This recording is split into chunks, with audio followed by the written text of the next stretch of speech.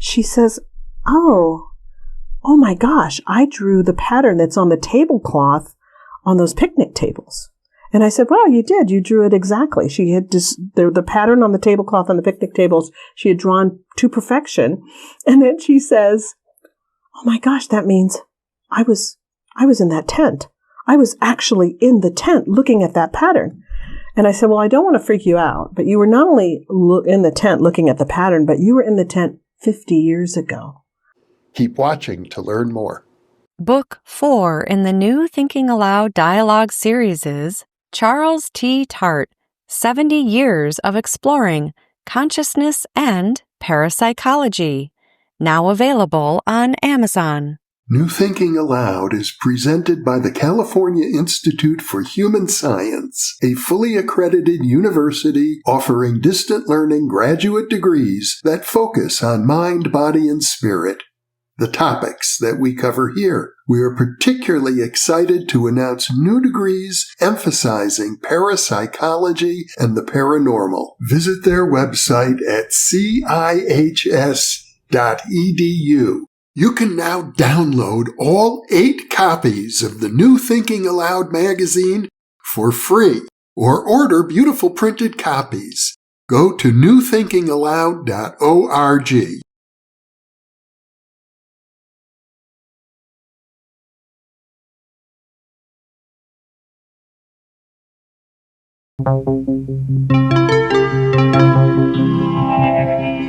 Thinking Aloud. Conversations on the leading edge of knowledge and discovery with psychologist Jeffrey Mishlove.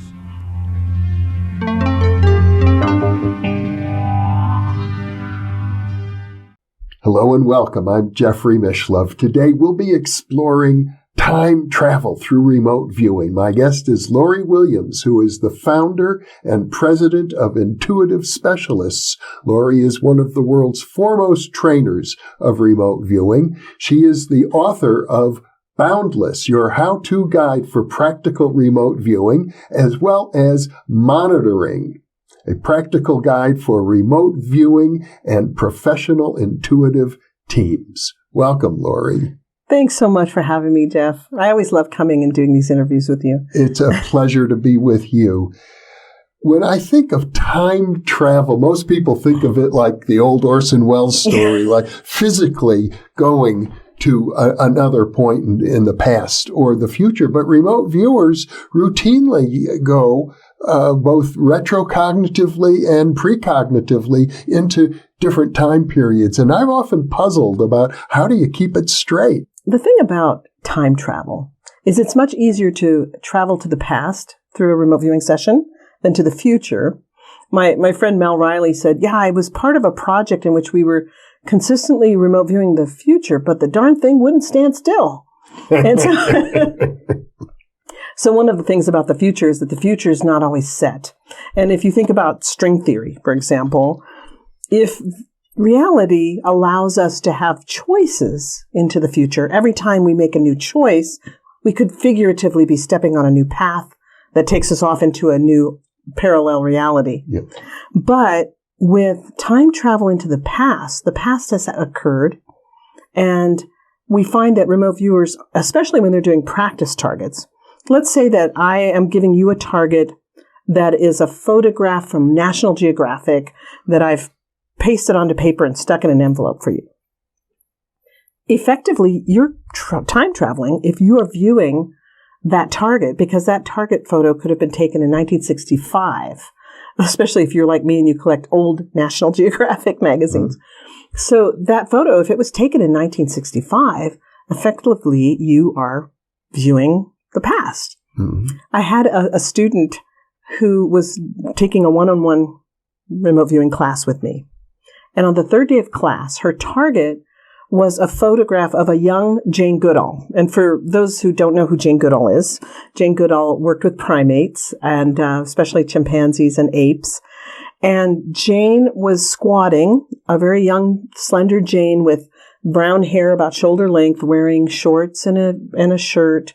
And she was in front of a tent that was, it wasn't really a full tent. It was more like a roof on poles. And inside was picnic table with equipment on it. And Jane was kneeling in front of this chimpanzee, and she was holding the chimpanzee's finger with one hand and offering the chimpanzee something to eat with the other hand. So this remote viewer on her third day of class is describing Jane Goodall perfectly. Her hair color, the length of her hair, what she's wearing. And then she says that she's holding something black and rubbery and cylindrical, which was the finger, and she's offering something to eat. And then she says, and there's a house behind her. And I said, well, move to that which you perceive as a house and describe it to me. So then she's in the tent and she says, oh, it's odd. The house has no walls. Then she said, and I'm looking at a pattern. I think it might be linoleum. And she starts drawing the pattern she sees on what she perceives to be linoleum. So once we finish the session and she's all done and I'm showing her the photograph, I'm thinking she's going to be so happy that she did so well in describing Jane and the monkey. Instead, she says, oh my gosh, I drew the pattern that's on the tablecloth on those picnic tables. And I said, well, you did. You drew it exactly. She had the pattern on the tablecloth on the picnic tables she had drawn to perfection. And then she says, oh my gosh, that means I was in that tent. I was actually in the tent looking at that pattern. And I said, well, I don't want to freak you out, but you were not only in the tent looking at the pattern, but you were in the tent 50 years ago. And then she was really wide-eyed because she realized that she had time traveled. So it really is like going back in time. It really is. Mm-hmm. I had my first experience of time travel when Lynn would send me targets. We're talking about Lynn Buchanan. Yes, Lynn Buchanan. Who trained you? He trained me and was my mentor, and he was a trainer for the U.S. military unit prior to it becoming declassified. Yeah. And is still active as a trainer. And he still is active as a trainer. He's making some great video courses right now. So Lynn had given me a target, and he's told me later, he said, I kind of wondered about giving you this target because I was afraid maybe it would be boring for you. And what it was a photograph of Bandelier National Monument here in New Mexico that was the home of the ancient Anasazi Indians, and they lived in cliff dwellings there. And the photograph was just a park ranger leading a group of tourists by a rock wall. And that's all the photograph was. So we train our students not to go to the photograph in the envelope, but to actually go to the site mentally. So I was viewing it. I described the rock wall and the park ranger and the tourists, but I was worried about quitting too soon. Even though I didn't know what I was viewing, I thought, well, I don't want to quit too soon because if I rescue myself prematurely, then I'm going to be missing something good at this target. So I kept viewing, and the next thing I saw were these practically naked brown people with pitch black hair, straight black hair, cooking over fires and building structures. And there were all these concepts coming in about famine and drought and persecution and things. And I realized that they had to move. Well, when I saw what the photograph was, which was pretty much Bandelier National Monument in present day, and then realized that I had slipped through time when I continued viewing and was actually viewing the Anasazi, I was so excited. I called Lynn and just, oh my gosh, I time traveled. And he laughed and said, I wondered if I should even give you that target because I thought it was too boring.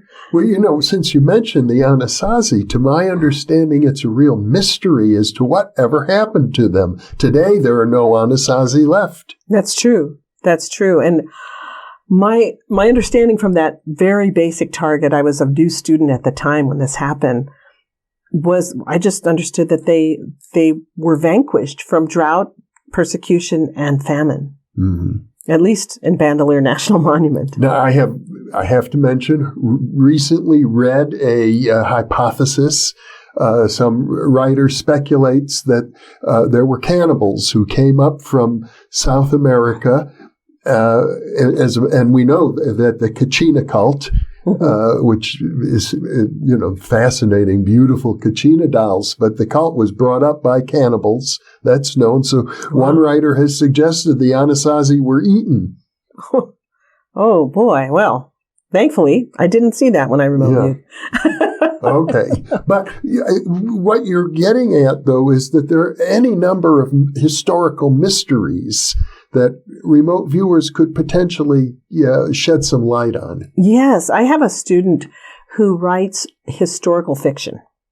And she took remote viewing classes first from Lynn Buchanan, and she then did some mentoring with me because she uses remote viewing to get lots of detail for her historical fiction novels. Mm-hmm. And she definitely looks at, here's a gap in my understanding. Maybe I could go remote view it and fill that gap. Mm-hmm.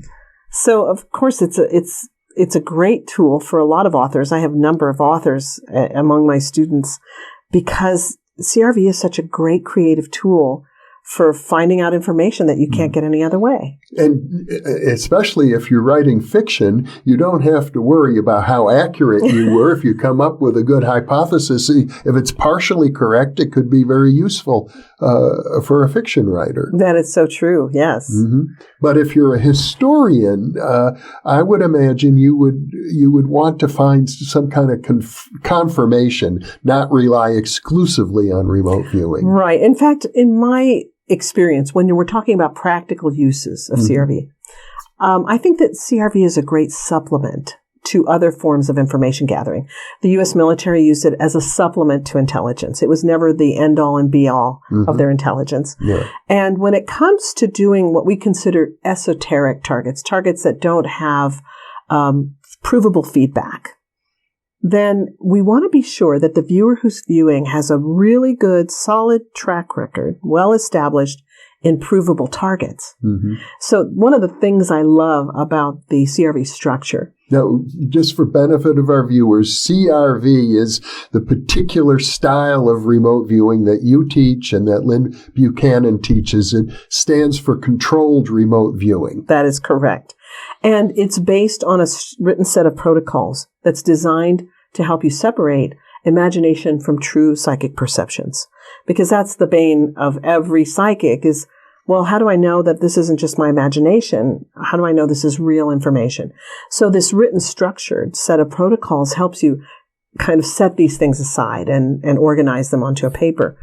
So with the controlled remote viewing method, you have this great structure to depend on, and it can allow you to break up your perceptions that you get into categories: colors, textures, temperatures, smells, sounds, tastes, shapes, sizes, patterns, positions, and even conceptual information like educational, touristy, fun. Those are non-tangible perceptions that we can get about a target. So if you can get all this information and then score your sessions over time, after you've done 100 sessions and you've scored how well did I do in colors, how well did I do in textures and those things, then you have a track record on provable targets. And so once you have a track record, let's say that you were my student and you now have an 88% accuracy rate in colors, and you want to view the planet Zircon in the galaxy of Marconis. And you say, well, Lori, when I saw the planet, it was purple. Well, you have an 88% accuracy rate in colors, so I could say, well, I could put 88% of my belief in the fact that this planet is purple because Jeff told me. A confidence factor. A confidence factor, exactly. Mm-hmm. Exactly. Well, that's very interesting because I can just imagine 100 historical mysteries, not to mention questions that one might want to ask about the future. But it's interesting to me, Lori, that from what you're saying is that looking in the past would be a lot easier because the past is set. Ed May, who I'm sure you know, who's done a lot of research on remote viewing, is of the belief that precognition, that all remote viewing is really precognitive. That's really interesting. I don't know that I could speak to that specifically, but I do know from teaching nearly 1,000 students now and doing hundreds of my own remote viewing sessions that viewing the past can be provable. You know, the past has happened, so you can view something in the past and have proof to back it up. Whereas viewing the future, the thing that seems to be the biggest foil to viewing the future is that when remote viewers view the future, they could say, for example, I believe it was 1988 or 1985, Lynn Buchanan was assigned in the military to view a future event. What will be the biggest headline in next week's newspaper, for example? And he viewed the planes crashing into the Twin Towers on September 11th. So, of course, back then, that hadn't happened, and it didn't happen that following week. So they said, well, sorry, Lynn, you missed the target. He drew the Twin Towers. He drew the planes crashing into them. And then there was no proof that it was going to happen. And what was the specific question again? I believe it was, what will be the biggest headline in next week's newspaper? Okay. Something like that. Mm-hmm. And so they frequently gave these targets. They called them, I don't remember what they called them now, but it was sort of like a free flight. Yeah. Just go see what's going to be the biggest thing next week. But the problem is time is really a man-made construct if you think about it. It's very fluid. Time is very fluid, and we don't even really think that it's linear. Now we think that time is happening all at once, which would account for Ed May's hypothesis that everything is precognitive, because if time is all happening at once, even viewing the past could be viewing the future. Now we've got listeners who are going, wait a minute, what? I know. It gets mind-boggling when you begin to think about it. It does. And so, but some people say, well, time is like a river. And so if the river is winding back and forth, and you come around a curve in the river and you see a village of people and they're cooking over campfires and having a great time, and you come around the corner, you no longer can see the village, but yet you know it's still there. Just because you can't see it doesn't mean it's not there anymore. And so now you're traveling along the river of time and the village is now in your past. But for them, it's present and it's still happening. And there have been documented cases of amazing time slips. My ex-mother-in-law told me that when she was a little girl, she's a Hawaiian woman. Her name was Kapika Uahinui. And she was living in the Hawaiian homestead in her house. And she was a little girl and she ran to go into the bedroom.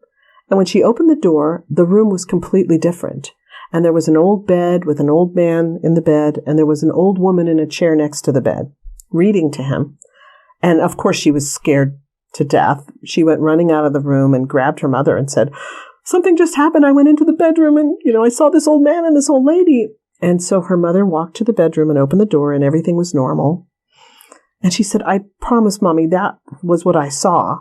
And then her mother went and got an old photo album and she started showing her pictures in the photo album. And then she saw the old man and the old lady and they were her grandparents or something. But what was that? That was not ghosts. That was a time slip, so she was seeing a different time. And there are many documented stories about people having this happen where they suddenly are in a different time and they don't know how they got there. Mm-hmm. And then they slip back into normal time. Mm-hmm. So if it can happen in just our daily lives, not that it happens to a lot of people all the time, but there are plenty of testimonials out there where it has happened, then why would we not be able to travel with our minds? Because our minds are limitless and can go anywhere. Yeah. My friend PMH Atwater, or Phyllis Atwater, wrote a book called Future Memory, in which she had experiences where very detailed memories of future events just sort of got downloaded. That has happened to me twice. Mm-hmm. Jim and I were on a trip to Santa Fe many years ago. We were just taking off for the weekend and we went with our tents and we camped in the Santa Fe National Forest Friday night. Yeah. The next day we went into Santa Fe and they were having the festival of, what was that, Jim? No. Oh, I can't remember. Anyway, they were having a big festival in Santa Fe and we went there and we were driving and all the hotels were booked and they were triply expensive.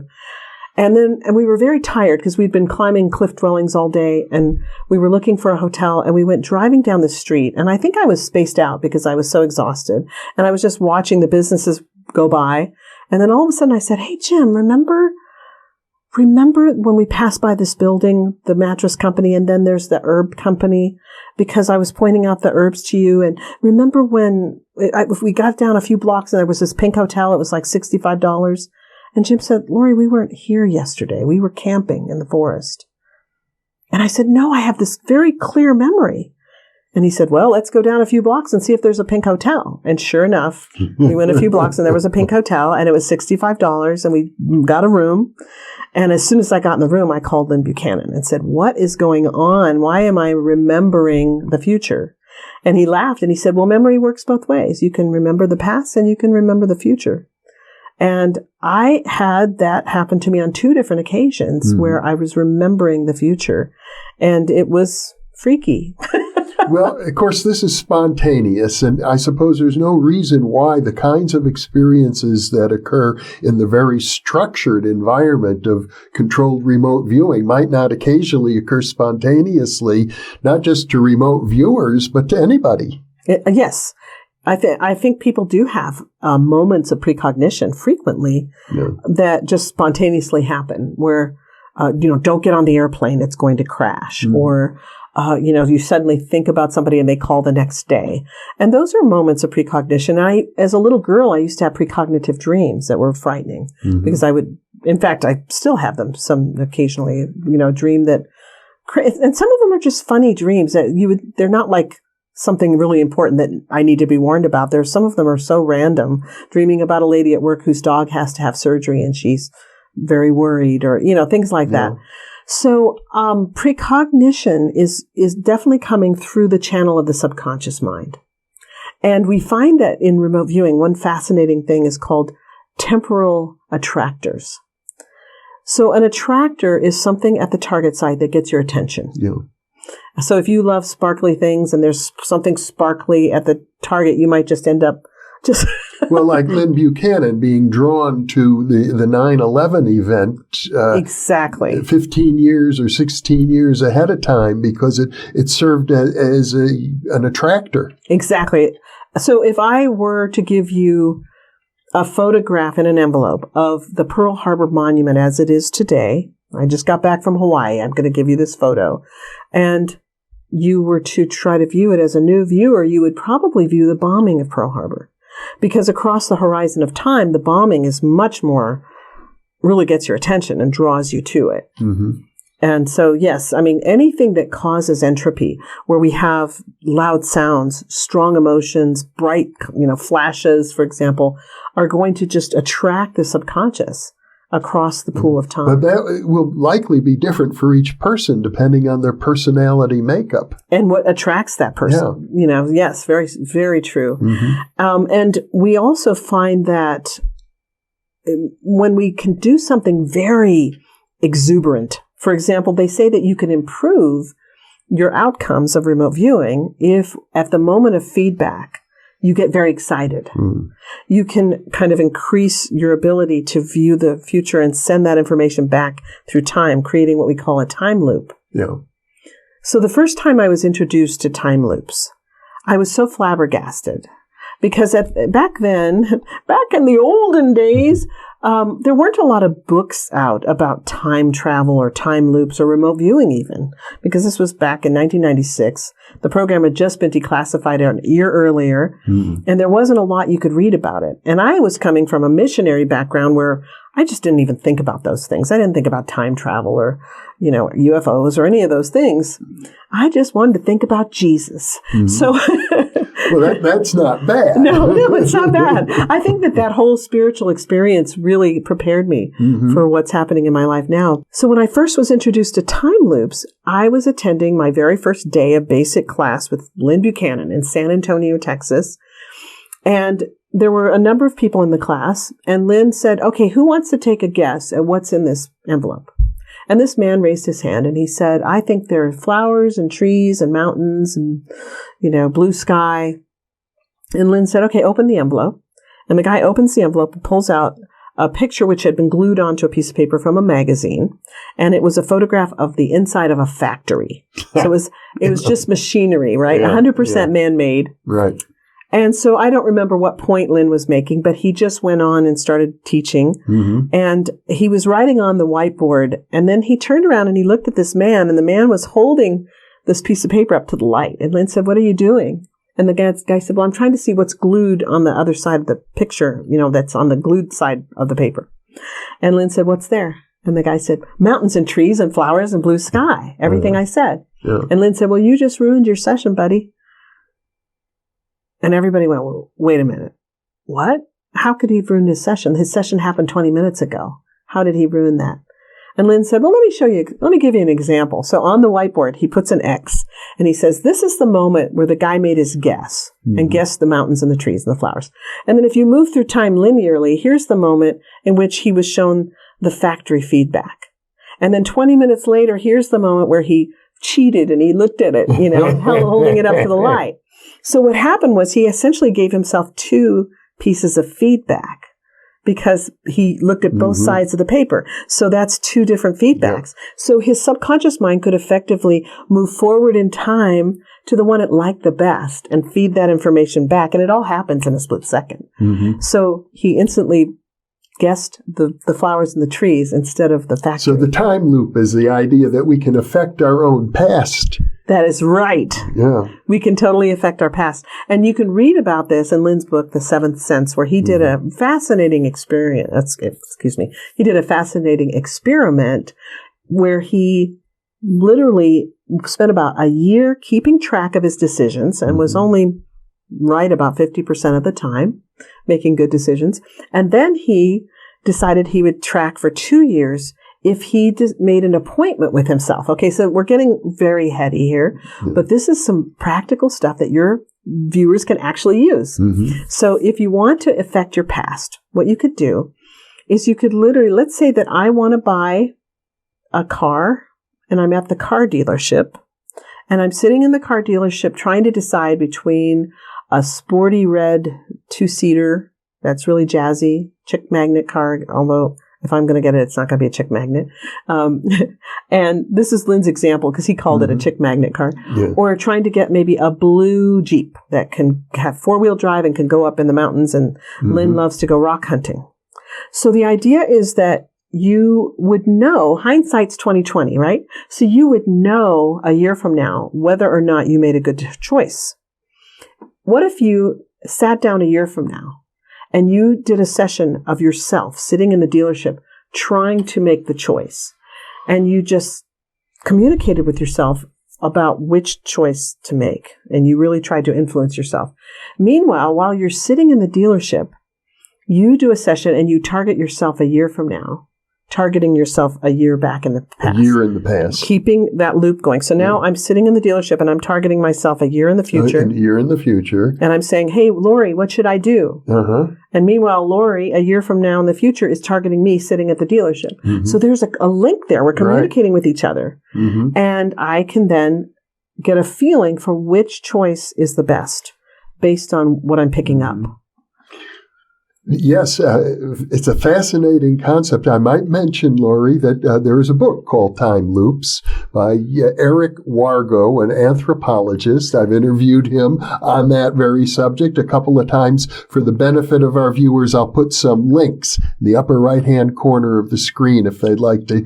Oh, that's great. I would love to read that. See Eric Wargo's take on time loops. It's really quite fascinating. He, amongst other things, focuses on natural disasters and time loops associated like with the sinking of the Titanic.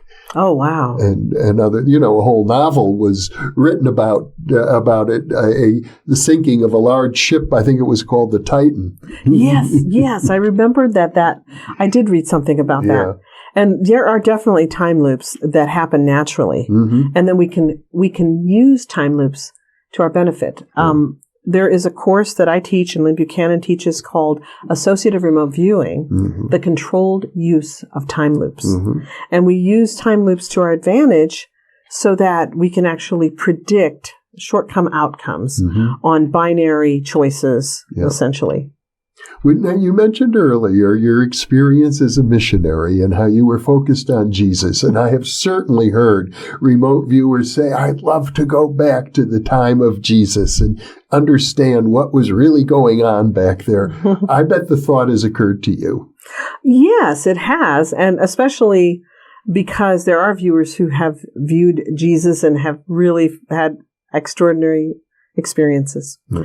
I wouldn't task myself with Jesus, mainly because I wouldn't want to task myself with Jesus because I don't know that I would trust what I would get, because how much of it would be a fantasy that I was creating, since I knew that I was going to be viewing Jesus, so to speak. So the way to do it, ideally, is to be blind. Right, to be blind to the target and have someone task you with it unexpectedly. And then you would have this probably fascinating experience. And I've been tasked, for example, with the dark side of the moon 3 times over 20 years. And each time I saw the same thing, even though I was completely blind to the target. So the idea of being blind to the target is very helpful when it comes to things that you really would love to see. And, and you have ideas about anyway. It's very important then to be blind to the target. But you might task other people. That is true. I have a number of students who have reached, very professional levels in their viewing, started studying with me, for example, in 2012, and are still studying with me to this day. We have a mentoring club that we meet in the evenings once a month, and they have a tasked assignment. And so these people, I know their viewing abilities, and they are really good, and they now work professionally as remote viewers. And I find that it's fascinating to me how they are able to look at a target and get amazing information. Amazing. That just is quite extraordinary. One viewer viewed a target that I had viewed and Mel Riley had viewed. And we both had the same exact experience, Mel and I, when we viewed the target. I didn't know he was a viewer on it. He didn't know I was a viewer. Later, when we compared notes, it was like we had the exact same experience in viewing this target. And it was Mars. It was a target on Mars. And there were these obelisks on the target at the site, and I didn't feel that I was viewing in present time. I thought I was viewing maybe millions of years in the past. But these giant obelisks and the tips of the obelisks at the top were transmitting information, and they were also receiving information. So my monitor said, "Move to the source that is transmitting to the obelisks and describe." And suddenly I was encountering these beings that were not of this dimension. They were definitely other dimensional beings, and they were exuding love, and they were an amazing turquoise color, and they were kind of amorphous. Well, in comparing notes, Mel had the exact same experience. So I thought it would be interesting to task some very professional level viewers with the same target, and all of them had the same experience, encountering these blue beings that were just emitting this message of love and concern for the planet. So 5 viewers experienced it, but one viewer in particular who's extremely good, I asked her to go to the source of when the obelisks began, before they were built, and to tell me how they were constructed. And she said, they grew like crystals. You can grow them. And that was like not an answer I was expecting at all. So afterwards we joked and we were like, you can't make this stuff up. It's just... But the question, I suppose, someone with an empirical attitude towards it would say, what do you make of all of that? We haven't yet any way to verify it. That's true. We don't have any way to verify it. It's just interesting that 7 viewers in total, all of a professional level, all encountered the obelisks, all had the same experience with these blue amorphous looking beings. It was, so it's like, no, we cannot prove it. Although I have since seen a couple of articles about obelisks on Mars. I don't know that, nowadays, you don't know what you're seeing, if what you're seeing is real. You can read all kinds of crazy stuff on the internet. But I have seen several articles in which obelisks on Mars were a thing. I see. So I don't know. Maybe it will turn out that it'll be confirmed. You never know. But I would think there's also a risk of sort of a telepathic overlay. I know a study was done years ago with Alan Vaughan, who was a great remote viewer and a great psychic and precognitive, and he taught a class. I was in his class back in the 1970s, and Gertrude Schmeidler, who was a professor of psychology at the City College of New York, did a study with Alan and his students, and she found that the students would tune into Alan. Whatever he saw, they would see, even if it was wrong. It was some kind of a connection he had with his students. And so he himself, you might say, served as the attractor. And I suppose it's at least theoretically possible in this instance that Mel Riley, a well-known remote viewer, himself, whatever he envisioned, that was the strong attractor. It could be. One of the things is that that Mel told me, because I asked Mel about telepathic overlay. We've discussed it a number of times. And he said that in his experience in the unit, telepathic overlay usually wasn't a problem when the viewers were not viewing in the same room together at the same time and knew that each other were viewing. So one of the things we try to do to avoid telepathic overlay is make sure that any viewer that's working on a project is not aware of who else is working on the project, and that they are also quite distant in where they're viewing and when.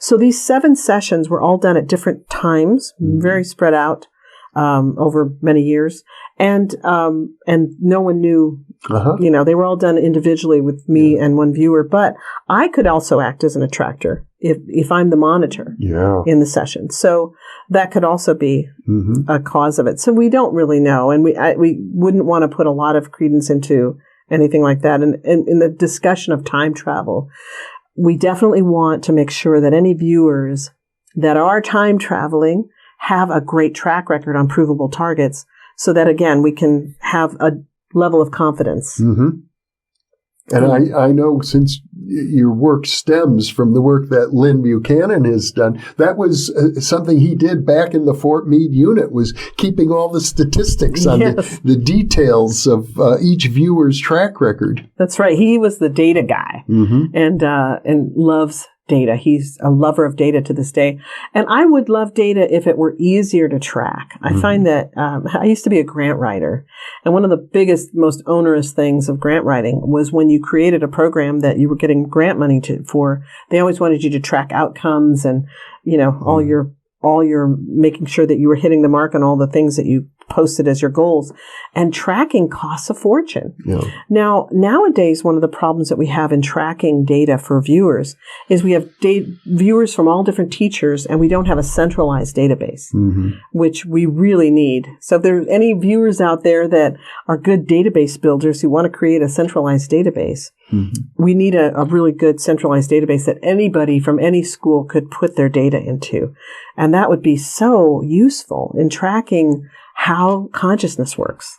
Well, as I look at the history of remote viewing, which is another way to time travel, it started, as I recall, the current wave back in the 1970s with Ingo Swann and the teams at SRI and at Fort Meade, and 20 years of funding from the government, largely through military intelligence. And then that ended. And then you began to see sort of like a little cottage industry of different organizations setting up training courses, and the Remote Viewing Association was funded. And your work is an example now of I'd have to call it a very successful cottage industry. And what has yet to really transpire, I suppose, the next stage would be kind of industrial level. Yes. We've talked a lot about how fascinating it would be to have a full-blown corporation and corporations now become like a 4-letter word because we have so much bad stuff happening with corporations. But I mean, a corporation or a company in which everyone is cross-trained, because it's not really healthy to remote view every day, all day long. That's not a good thing for your brain, I don't believe.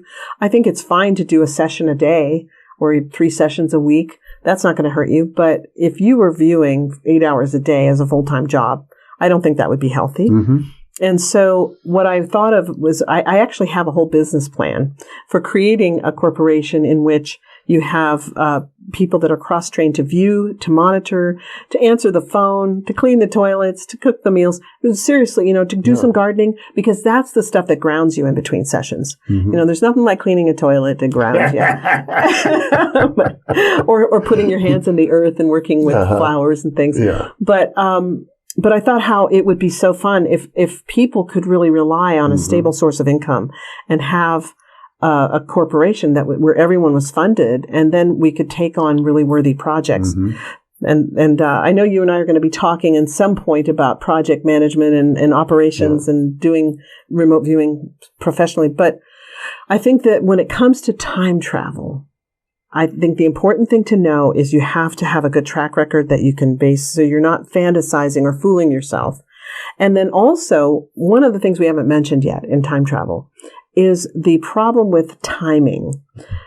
So Lynn Buchanan saw 9/11, and it didn't happen for many years later.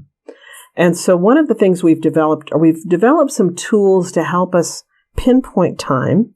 And I've been fortunate enough on a number of occasions to actually accurately pinpoint times in the future. But I found, though, just from watching all the viewers who've tried to make predictions on different things, that time is slippery, and it's really easy to say, this is going to happen next October. And then instead it happens maybe October 5 years from now. Or it doesn't even happen in October. It happens in May. So I did a session in which I am firmly convinced that I viewed Hurricane Sandy, but I was off by 6 months on predicting when it would happen. So, it's just that time thing is very slippery. Some very respected remote viewers did a project in which I believe the project manager's goal was to predict when the volcano in the Canary Islands might slide into the sea and cause tidal waves and that sort of things. And one of the problems with predicting something like that, number one, we have scientists who've been saying for 20 years that this volcano is going to slide into the ocean at some point, and it's going to cause tidal waves. So we know that we have science backing up that this is an event that is probably going to happen.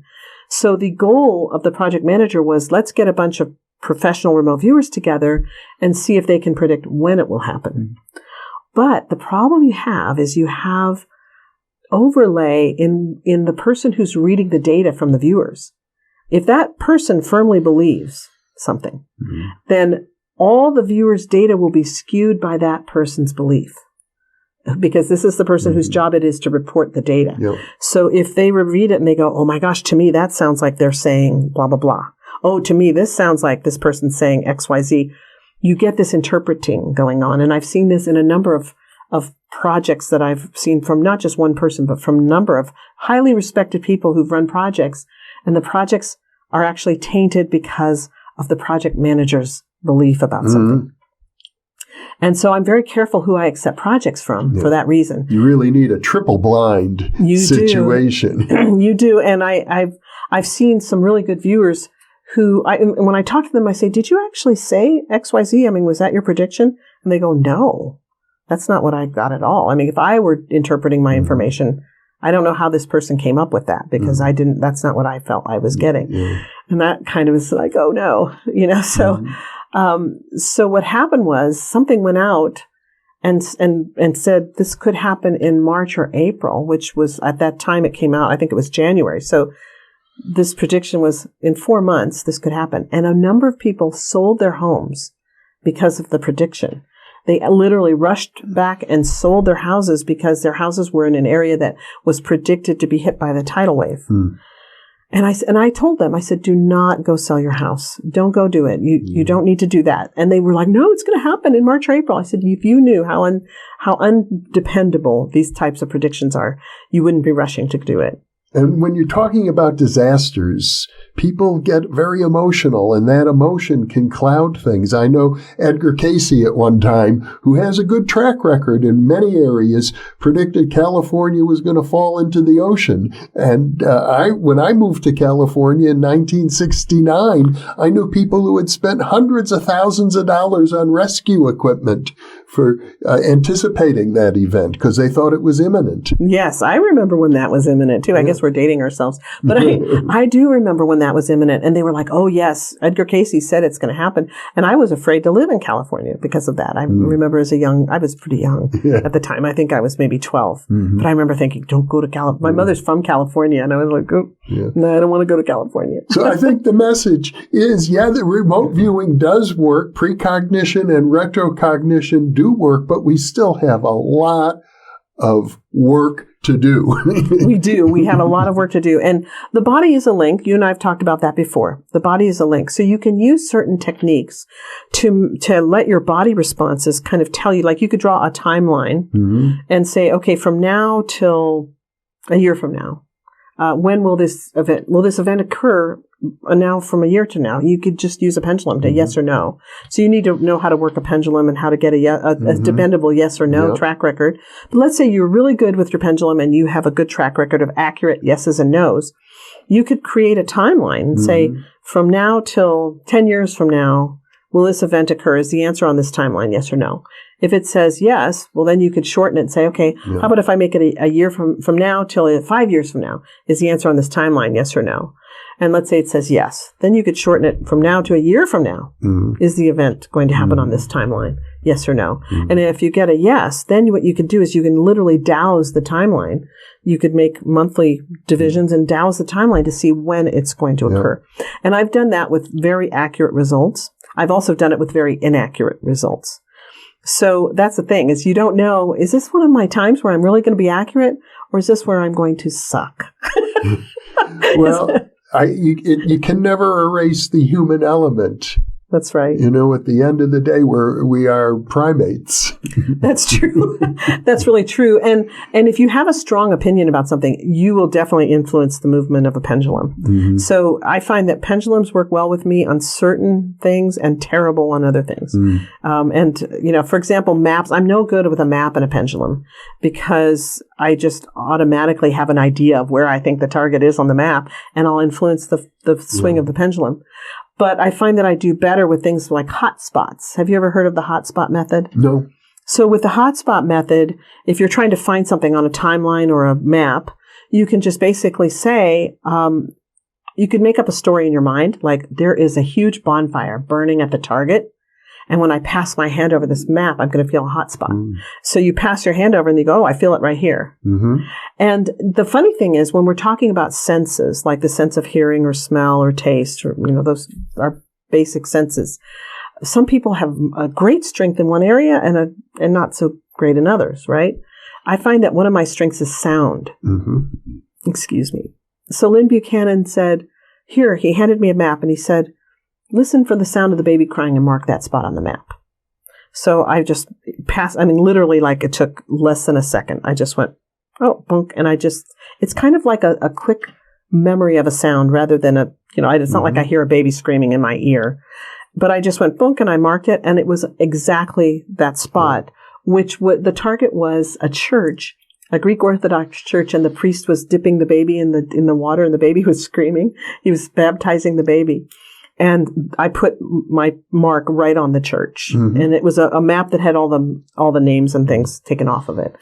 So it seems as if what you're saying is you need to have just the right balance of lots of structure but also room to be spontaneous. Exactly. Because the biggest thing I teach the students is don't second guess yourself. The faster you do it, the more subconscious it is. So even though there's a structure to it, you do want to move very, very quickly. And you're just looking for those little wisps and little impressions that are coming through so quickly, you know, that are just barely tangible, like the aperture of a camera that's so quick.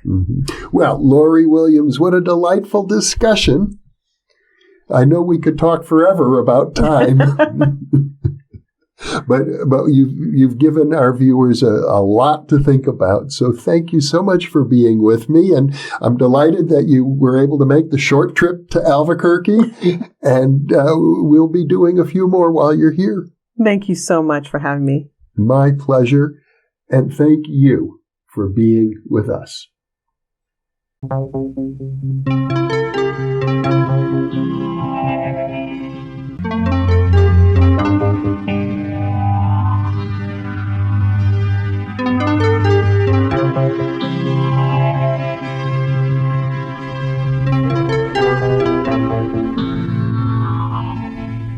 Book 4 in the new Thinking Aloud dialogue series is Charles T. Tart, 70 Years of Exploring Consciousness and Parapsychology, now available on Amazon. New Thinking Aloud is presented by the California Institute for Human Science, a fully accredited university offering distant learning graduate degrees that focus on mind, body, and spirit. The topics that we cover here. We are particularly excited to announce new degrees emphasizing parapsychology and the paranormal. Visit their website at cihs.edu. You can now download all 8 copies of the New Thinking Aloud magazine for free, or order beautiful printed copies.